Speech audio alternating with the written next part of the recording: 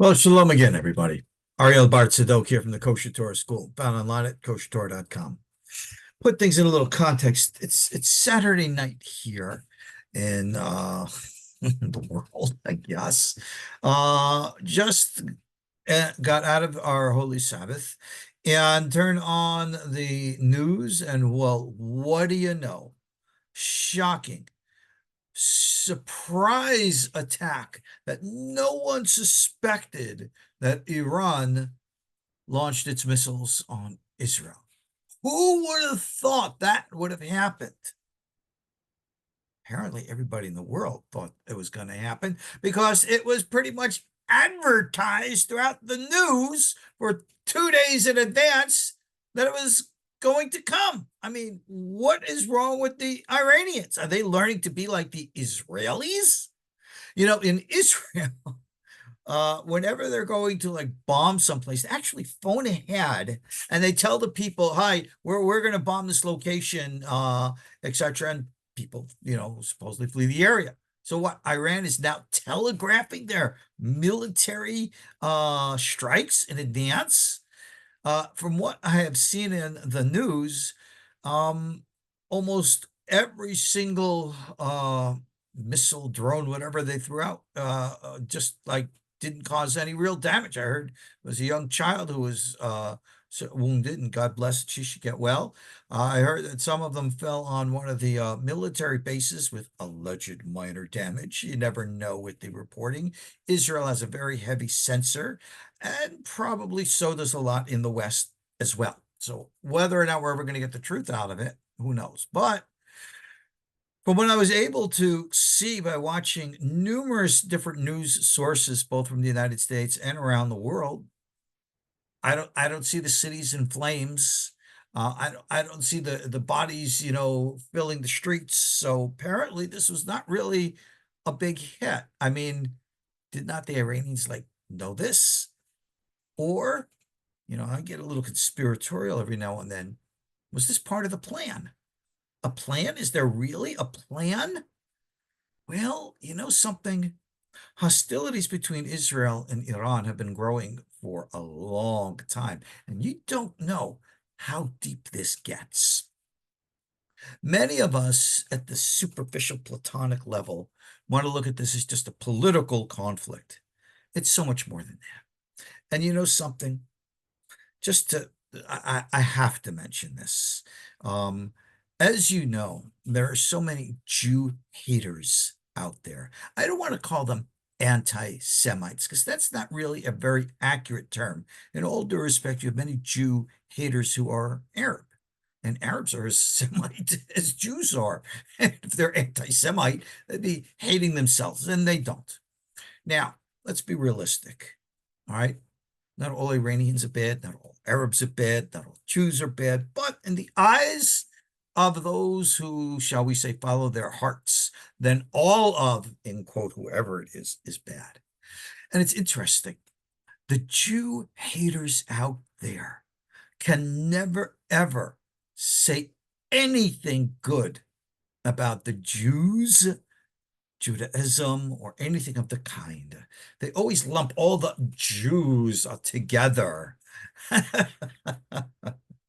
It's like from the old days, which are not so old, about how the Jews killed Christ and the like, in spite of the fact that their own Christian Bible clearly and definitively says the opposite. But no one bothers to read the details. They're not interested. They know in their hearts, and their hearts are full of hate. Well, guess what? Your hearts are full of hate for a reason. And it's not because those dumb there Jews are in charge and doing all this conspiratorial stuff.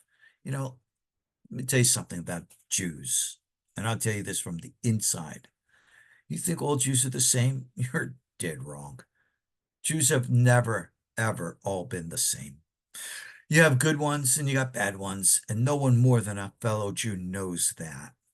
Even in Israel today, Israel is led. Remember what Israel is. It is a secular nation. It is not only non-religious, in many ways, it is anti-religious. It is hostile to religion. And if that were to ever change, the entire face of Israel could change. And I think that's really what the world is terrified of. They're terrified of a religious Jewish state. You have all the talk out there now about the red heifer, and they're going to offer a sacrifice. And you will notice that no official rabbinic authority pretty much in the world recognizes this, authorizes this, and would endorse it. It's just a fringe element out there of people who are trying to gain popularity in the social media. Fine. What will that be then in the eyes of God? You don't know. God's in heaven. Yeah, God's on earth too, but we live in the real world. And the real world is defined, at least for us Jews, by the word of halakha, which is Jewish law. And Jewish law seeks peace. Jewish law seeks balance, harmony with heaven, earth, nature. And if you do not live by that calling, then the law, in other words, following, God's will and God's law, you're not being a good Jew. And unfortunately, we got a lot of bad Jews out there, and they give Jews a horrible, horrible name. All the secular Jews who are involved in their immoralities and the dishonest behaviors, whether it be in Israel or elsewhere. Yeah, we definitely not only denounce them, we detach. We don't want anything to do with them. They are what we call in Hebrew the Erev Rav, the mixed multitude. And they have been a scourge to Israel literally since the days of Moses. And so everybody wants to, oh, we Jews stand together. No, we don't. No, we don't. We never have. And, it'd be nice that you have a national unity and all that. But if you look in the streets of Israel and these large, great protests, what are they all about? They want to topple Netanyahu. Why? Because Netanyahu represents sympathy towards the religious. That's what all this, unquote, judicial form stuff is about. It's the anti-religious thing. And the results to that, or the response from heaven was, well, we know what happened October 7th. Let me tell you something. I shared this with you in a previous video. There's a lot more to this fight going on here. And it is, in quote, religious. But I don't want you to think of religions. This is not the church versus Judaism versus Islam. There are higher forces involved. Yeah, spiritual forces, angelic forces, extraterrestrial forces.